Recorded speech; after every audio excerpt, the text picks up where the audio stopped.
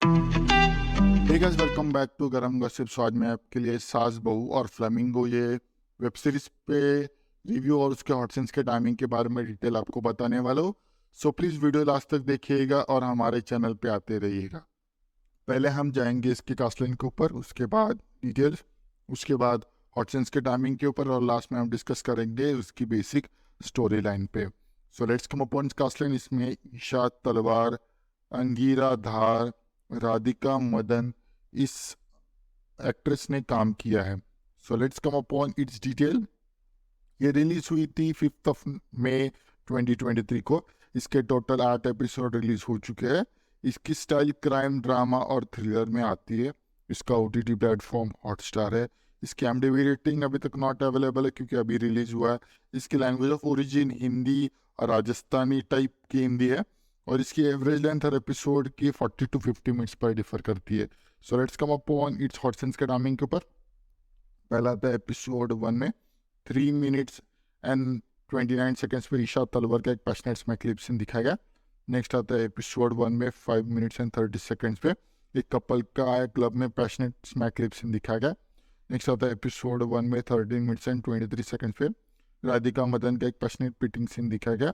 Next आता है episode 2 में 10 minutes and 38 seconds पे आशीष वर्मा का एक पैशनेट पिटिंग सीन दिखाया गया। नेक्स्ट आता है एपिसोड 2 में 18 minutes and 10 seconds पे ईशा तलवार का एक पैशनेट आउटफिट सीन दिखाया गया। नेक्स्ट आता है एपिसोड 2 में 18 minutes and 25 seconds पे अंगीरा धार का एक passionate smack clip scene passionate petting scene दिखाया गया। नेक्स्ट आता है एपिसोड 3 में 11 minutes and 23 seconds पे मोनिका डोगरा का एक पैशनेट पिटिंग सीन दिखाया गया। नेक्स्ट आता है एपिसोड 4 में 22 minutes and 11 seconds पे राधिका मदन का एक पैशनेट स्मैक क्लिप सीन दिखाया गया।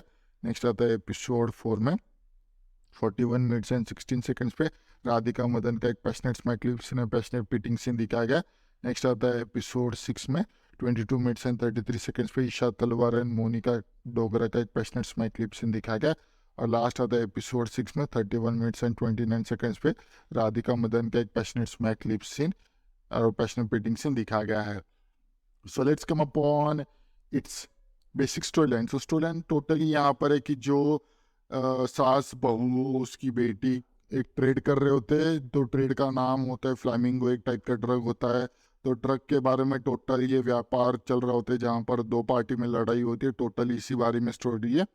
सो let's come upon its basic story line की स्टार्टिंग पे आते हैं जहाँ पर एक क्लब में से चालू हो जाते हैं जहाँ पर एक लड़का फ्लेमिंगो लेने के बाद मर जाता है।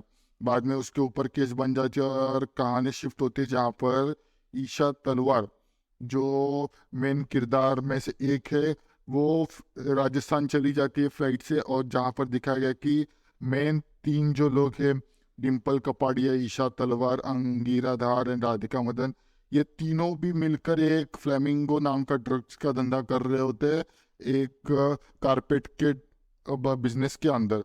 तो ये ड्रग्स सिर्फ वहीं पे मिलता है, मतलब वहीं पे उगाया जा सकता है।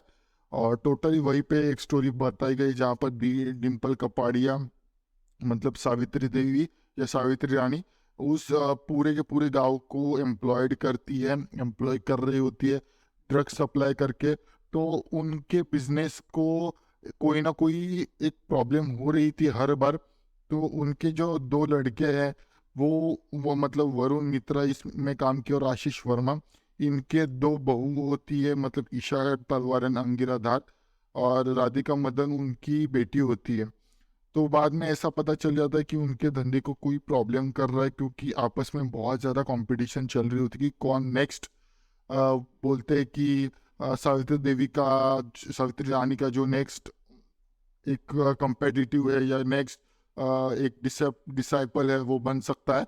तो इसी दौरान बहुत सारे प्रॉब्लम्स हो जाते हैं जहाँ पर ईशा तलवार को एक लड़की पसंद आ रही होती है, अंकिता धार का रिलेशन एक अलग तरीका होता है, राधिका मदन को अपने ही सेवक से प्यार हो जाता है। टोटल कॉम्प्लेक्स टाइप का रिलेशन चल रहा होता है।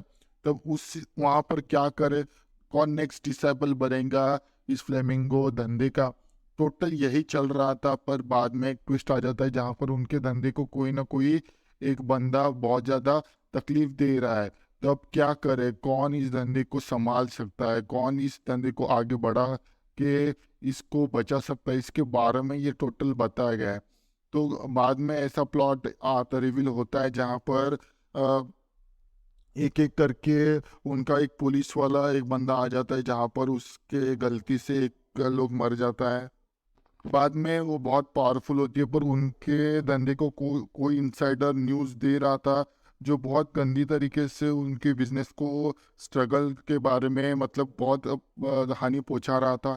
तो वो कौन है इसके बारे में सास मतलब जो सावित्री देवी है, वो बहुत अच्छे तरीके से प्लान करती है, जहाँ पर उसमें बहुत राधिका मदन भी होती है, पर इनसाइडर न्यूज़ कौन दे रहा है वो किसी को पता नहीं था। इसीलिए वो बहुत अच्छी तरीके से प्लान करके उस सीन को एग्जीक्यूट करते हैं, जहाँ पर गलती से वो राधिका मदन के हाथों या वरुण के हाथों उसके पिता की मौत हो जाती है।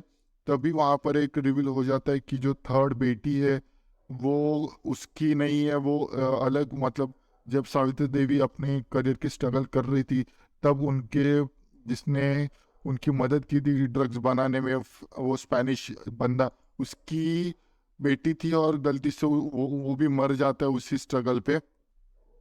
तब गलती से सावित्री रानी का मृत्यु हो जाता है जब वो एक पुलिस वाले को टैकल कर रही थी। पुलिस वाले को जब हैंडल कर रही तब रानी देवी मर गई, और बाद में उसका जो कॉम्पिटिटर है वो आ जाता है, और वहाँ पर एक ट्विस्ट ओपन हो जाता है, जहाँ पर जो इनसाइडर इंफॉर्मेशन थी वो अंगिरा धार दे रही थी, क्योंकि उसको लग रहा था कि जो लड़का मरा हुआ था या जो लड़का को सावित्री देवी ने अगवा किया हुआ था, जिसने मरा हुआ बताया था, वो खुद सावित्री देवी ही कर रही थी सब कुछ, और उसको ही पूरी लाइफ उसकी बर्बाद कर दी।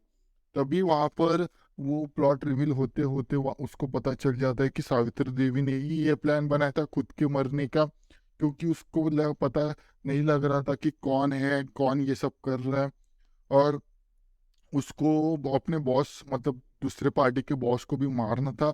इस वजह से वो बहुत अच्छी तरीके से प्लान करती है, और प्लान करते करते वो एग्जीक्यूट करने वाली ही थी, तभी वहाँ पर एक ट्विस्ट प्लॉट हो जाता है जहाँ पर वो मरने की एक्टिंग करती है।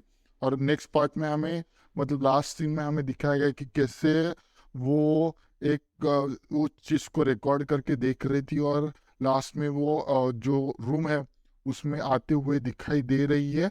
पर हमें शायद से इसका नेक्स्ट सीजन भी देखने के लिए मिलेगा। Thank you for watching this video. I hope ऐसे बहुत सारे कंटेंट हमारे चैनल पे आते हैं, हमारे चैनल पे बना के रखिएगा, आते रहिएगा। और बाकी का तो आपको सब कुछ हमारा एआई बता ही देगा। Thank you for watching this video. Thanks video पूरा देखने के लिए। Next hot and spicy video के लिए कल मिलते हैं, same time same channel but different subject के साथ। तब तक के लिए good bye and take care.